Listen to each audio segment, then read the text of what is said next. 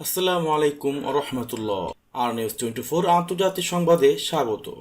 শুরুতে জানিয়ে দিব আজকের প্রধান সংবাদ শিরোনামগুলো। রাশিয়ার সেনারা আজব স্টাল ইস্পাত কারখানা চত্বরে ঢুকে পড়েছে। সাবমেরিন ব্যবহার করে রাশিয়ার দ্বিতীয় হামলা।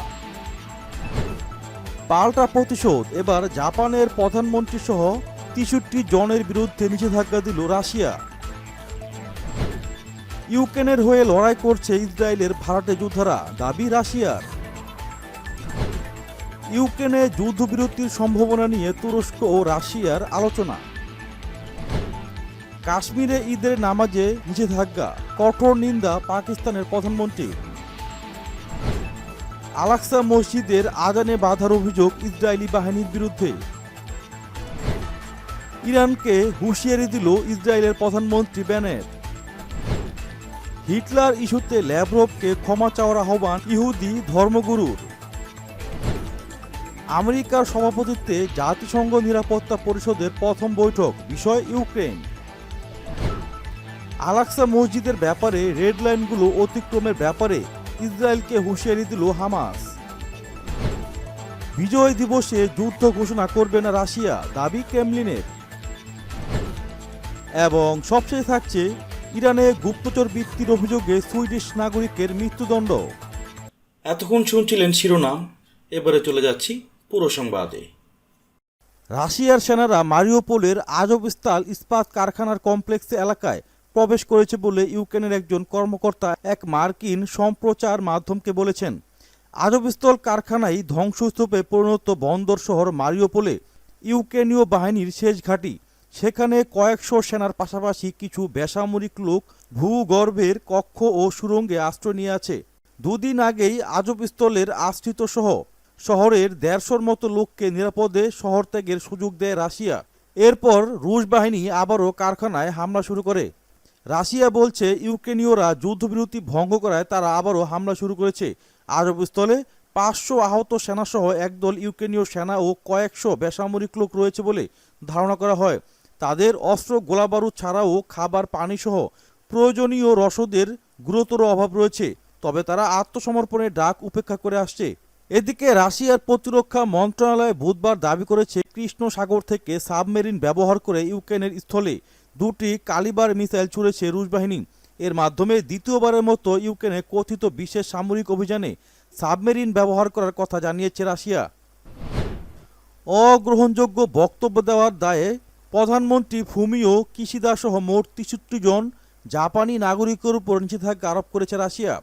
বুধবার রুশ পররাষ্ট্র মন্ত্রণালয়ের পক্ষ থেকে দেওয়া নিষেধাজ্ঞার তালিকায় জাপানের মন্ত্রী পরিষদের সদস্য ছাড়াও সরকারি কর্মকর্তা, সাংবাদিক ও অধ্যাপক রয়েছেন। জাপান টাইমসের খবরে বলা হয়েছে, রাশিয়ার নিষেধাজ্ঞার তালিকায় প্রধানমন্ত্রী ছাড়াও দেশটির পররাষ্ট্রমন্ত্রী ইয়োশিমাসা হায়াশি এবং প্রতিরক্ষা মন্ত্রী নোবুও কিশিও রয়েছেন। নিষেধাজ্ঞার তালিকায় থাকা ব্যক্তিরা অনির্দিষ্টকালের জন্য রাশিয়ায় প্রবেশ করতে পারবেন না। রাশিয়ার বিরুদ্ধে ইসরায়েলের ভাড়াটে যোদ্ধারা ইউক্রেনের হয়ে লড়াই করছেন বলে দাবি করেছেন রুশ পররাষ্ট্র মন্ত্রণালয়ের মুখপাত্র মারিয়া জাখারোভা। স্থানীয় সময় বুধবার রাশিয়ার স্পুতনিক রেডিওকে দেওয়া এক সাক্ষাৎকারে এমন দাবি করেন তিনি। মারিয়া জাখারোভা বলেন, ইসরায়েলের ভাড়াটে যোদ্ধারা ইউক্রেনে আজব বাহিনীর সঙ্গে কাঁধে কাঁধ মিলিয়ে লড়াই করছেন। আজব বাহিনীকে ফ্যাসিবাদী ও নাসিবাদী হিসেবে দেখে রাশিয়া। উল্লেখ্য, ২০১৪ সালে আলোচনায় আসে কট্টর ডানপন্থী আজব বাহিনী। সে বছর ইউক্রেনের পূর্ব ডনবাস অঞ্চলে রুশপন্থী বিচ্ছিন্নতাবাদীদের বিরুদ্ধে অস্ত্র হাতে নেন আজব যোদ্ধারা। ওই সময় থেকেই ইউক্রেনের সামরিক বাহিনীর অধীনে পরিচালিত হচ্ছে তারা। তুরস্ক ও রাশিয়ার প্রতিরক্ষা মন্ত্রীরা ইউক্রেনের মানবাধিকার পরিস্থিতি ও যুদ্ধ পরিস্থিতির সম্ভাবনা নিয়ে ফোনে আলাপ করেছেন। সোমবার তারা এ সকল বিষয় নিয়ে ফোন আলাপ করেন।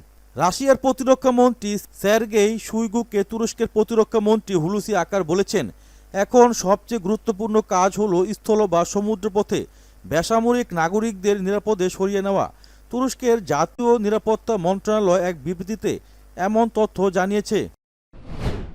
ভারত অধিকৃত জম্মু ও কাশ্মীরের নির্দিষ্ট কিছু এলাকায় পবিত্র ঈদুল ফিতরের নামাজ আদায়ে নিষেধাজ্ঞা দেওয়ার ঘটনায় কঠোর নিন্দা জানিয়েছেন পাকিস্তানের প্রধানমন্ত্রী শাহবাজ শরীফ। বুধবার পাক প্রধানমন্ত্রী এই নিন্দা জানান বলে খবর দিয়েছে দেশটির সংবাদ মাধ্যম। এবার ইসরায়েলি বাহিনীর বিরুদ্ধে ফিলিস্তিনের জেরুজালেমে পবিত্র আল-আকসা মসজিদের মাইক বন্ধের অভিযোগ পাওয়া গেল। জেরুজালেমের ইসলামিক দাওয়া বিভাগের অভিযোগ, মঙ্গলবার মাগরিবের আজান প্রচারে বাধা সৃষ্টি করেছে ইহুদিবাদী সেনারা। ফিলিস্তিনি সূত্রের বরাত দিয়ে এক প্রতিবেদনে এই তথ্য জানিয়েছে সৌদি গেজেট। বলা হয়েছে, নামাজ বন্ধ রাখতে দখলদার সেনাবাহিনী আল-আকসা মসজিদের মাইক বন্ধ করে দেয়। এদিকে আল-আকসা মসজিদে ইসরায়েলি কর্মীদের পরিকল্পিত অনুপ্রবেশ বন্ধে জাতিসংঘ নিরাপত্তা পরিষদের প্রতি আহ্বান জানিয়েছে ফিলিস্তিন। পূর্ব জেরুজালেমের পবিত্র মসজিদে ইহুদি কর্মসূচির অনুপ্রবেশের সিদ্ধান্তের পর ফিলিস্তিনিদের বিরুদ্ধে উত্তেজনার বিস্তার রোধে ইসরায়েলকে থামাতে মঙ্গলবার ফিলিস্তিন জাতিসংঘের নিরাপত্তা পরিষদের প্রতি এই আহ্বান জানান। ইসরায়েলের প্রধানমন্ত্রী নাফতালি বেনেট ইরানকে হুঁশিয়ারি দিয়ে বলেছেন, আমরা শুধু সন্ত্রাসী নয়, 1000 কিলোমিটার দূরে থেকে সন্ত্রাসীদের যারা মদদ দিচ্ছে তাদের বিরুদ্ধেও পাল্টা আঘাত হানতে চাই। জেরুজালেমের মাউন্ট হারজেলেতে তার স্মৃতি দিবসের ভাষণে বুধবার তিনি এই হুঁশিয়ারি দেন। ইরানের প্রতি প্রচ্ছন্ন হুমকি দিয়ে বেনেট বলেন, যারা ইসরায়েলে আক্রমণ করার জন্য সন্ত্রাসবাদ উস্কে দিচ্ছে তারা ইতিমধ্যে মূল্য দিতে শুরু করেছে। ইসরায়েলের শত্রুরা আরও বেশি হামলা, আক্রমণ ও পেরেশানির মুখোমুখি হবে। যদি আমাদের একটি নতুন সংঘাতের সাথে লড়াইও করতে হয় তাও আমরা প্রস্তুত। আমরা শত্রুদের বিরুদ্ধে শক্ত আঘাত হানতে দৃঢ় প্রতিজ্ঞ। এছাড়াও ফিলিস্তিনের ইসলামী প্রতিরোধ আন্দোলন হামাস ইসরায়েল সরকার উৎখাত করতে চায় বলে দাবি করেছেন ইসরায়েলের প্রধানমন্ত্রী নাফতালি বেনেট। রাশিয়া ইহুদিদের প্রধান ধর্মগুরু বেরেল লাজার হিটলার ইস্যুতে পররাষ্ট্রমন্ত্রী সের্গেই ল্যাভরভের সমালোচনা করেছেন। তিনি বলেছেন, এটা ভালো হবে যদি ল্যাভরভ ইহুদিদের কাছে ক্ষমা চান ও তার ভুল স্বীকার করেন। এর আগে রুশ পররাষ্ট্রমন্ত্রী ইতালিয়ান টিভিতে এক সাক্ষাৎকারে বলেন, জার্মানির নাৎসি নেতা অ্যাডলফ হিটলারের দেহে ইহুদি রক্ত ছিল। এই মন্তব্যের পর থেকে ইসরায়েলের নেতারা ক্ষুব্ধ প্রতিক্রিয়া জানিয়েছেন। দেশটির প্রধানমন্ত্রী নাফতালি বেনেট ও পররাষ্ট্রমন্ত্রী ইয়ার লাপিড হিটলার সম্পর্কিত মন্তব্যের জন্য রাশিয়ার পররাষ্ট্রমন্ত্রীকে ক্ষমা চাইতে বলেন। আমেরিকার সভাপতিত্বে জাতিসংঘ নিরাপত্তা পরিষদের প্রথম বৈঠক হবে ইউক্রেন বিষয়ে। স্থানীয় সময় মোতাবেক বুধবারই জাতিসংঘ নিরাপত্তা পরিষদের বৈঠক অনুষ্ঠিত হওয়ার কথা রয়েছে। বার্তা সংস্থা ইনা জানিয়েছে, ইউক্রেন যুদ্ধের সর্বশেষ পরিস্থিতি পর্যালোচনা করার উদ্দেশ্যে জাতিসংঘের মহাসচিব অ্যান্তোনিও গুতেরেসের আঙ্কারা, মস্কো এবং কিয়েভ সফরের এক সপ্তাহ পর এই বৈঠক অনুষ্ঠিত হতে যাচ্ছে। আমেরিকা 1 মাসের জন্য জাতিসংঘের নিরাপত্তা পরিষদের সভাপতিত্ব করবেন। এমন সময় দেশটি এই দায়িত্ব পেল যখন প্রেসিডেন্ট জো বাইডেন দাবি করছেন যুদ্ধ চালিয়ে যাওয়ার জন্য আমেরিকা ইউক্রেনকে সমরাস্ত্রসহ সার্বিক সহায়তা দিয়ে যাবে। মুসলমানদের প্রথম কিবলা আল-আকসা মসজিদের ব্যাপারে ঘোষিত রেড লাইনগুলো অতিক্রমের ব্যাপারে ইহুদিবাদী ইসরায়েলকে হুঁশিয়ার করে দিয়েছে ফিলিস্তিনের ইসলামী প্রতিরোধ আন্দোলন হামাস। পবিত্র বাইতুল মোকাদ্দাস শহরে পুরনো অংশে অবস্থিত এই মসজিদে সমবেত মুসল্লিদের উপর ইসরায়েলি সেনারা দমনপীড়ন অব্যাহত রাখার পরিপ্রেক্ষিতে এই হুঁশিয়ারি দিল হামাস। আসছে বিজয় দিবসে রাশিয়া ইউক্রেনের বিরুদ্ধে আনুষ্ঠানিকভাবে যুদ্ধ ঘোষণা করতে যাচ্ছে এমন ইঙ্গিত দিয়ে আসছে পশ্চিমা কর্মকর্তারা। এরই মধ্যে বিষয়টি উড়িয়ে দিয়েছে ক্রেমলিন। বুধবার প্রতিবেদনে তথ্য জানিয়েছে সংবাদ মাধ্যম বিবিসি। যুদ্ধ ঘোষণার প্রসঙ্গে ক্রেমলিনের মুখপাত্র দিমিত্রি পেসকভ এমন জল্পনাকে অর্থহীন এবং এ ধরনের ঘটনার কোনো সম্ভাবনা নেই বলেও মন্তব্য করেন। আগামী 9 মে রাশিয়ার বিজয় দিবস। জার্মানির হিটলারের নাৎসি বাহিনীর কাছ থেকে বিজয় অর্জন করে সোভিয়েত ইউনিয়ন। ওই যুদ্ধে 20 লাখেরও বেশি লোক প্রাণ হারায়। 9 মে ঐতিহাসিক রেড স্কোয়ারে ব্যাপক সামরিক শক্তি প্রদর্শন করে রুশ বাহিনী। সমাবেশে প্রতি বছরই নাগরিকদের উদ্দেশ্যে ভাষণ দেন প্রেসিডেন্ট ভ্লাদিমির পুতিন। ইরান এবং সৌদি আরবের মধ্যকার দূরত্ব দ্রুত কমে আসছে বলে দাবি করছে ইরাক। ইরাকের মধ্যস্থতায় ইরান সৌদির মধ্যে 5 দফা বৈঠকের পর ইরাকের প্রধানমন্ত্রী মুস্তফা আল খাদিমি স্থানীয় গণমাধ্যমকে দেওয়া সাক্ষাৎকারে সম্প্রতি একথা বলেন। উল্লেখ্য, গত 2016 সাল থেকে ইরান এবং সৌদি আরবের সঙ্গে বৈরী সম্পর্ক বিরাজ করছে। ইউরোপীয় কমিশনের প্রেসিডেন্ট উর্সুলা ভন ডের লেয়ন জানিয়েছেন, কয়লার পরে বা রাশিয়ার তেল থেকে আমদানির উপর নিষেধাজ্ঞা আরোপ করতে যাচ্ছে ইউরোপীয় ইউনিয়ন।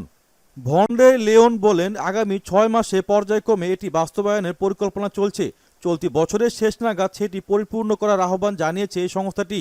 এদিকে রাশিয়ার উপর দেওয়া জ্বালানি নিষেধাজ্ঞা মানবে না ইউরোপের 2টি দেশ স্লোভাকিয়া ও হাঙ্গেরি। তারা রাশিয়ার উপর দেওয়া ইউরোপীয় ইউনিয়ন ও ইউক্রেনের নিষেধাজ্ঞা মানবে না, কারণ তারা এই মুহূর্তে রাশিয়ার জ্বালানির উপর ব্যাপকভাবে নির্ভরশীল। এছাড়া এই মুহূর্তে তাদের কাছে রাশিয়ার বিকল্প আর কোনো দেশ নেই। গুপ্তচর বৃত্তির অভিযোগে ইরানি বংশোদ্ভূত সুইডিশ নাগরিকের মৃত্যুদণ্ড এই মাসে কার্যকর করবে ইরান।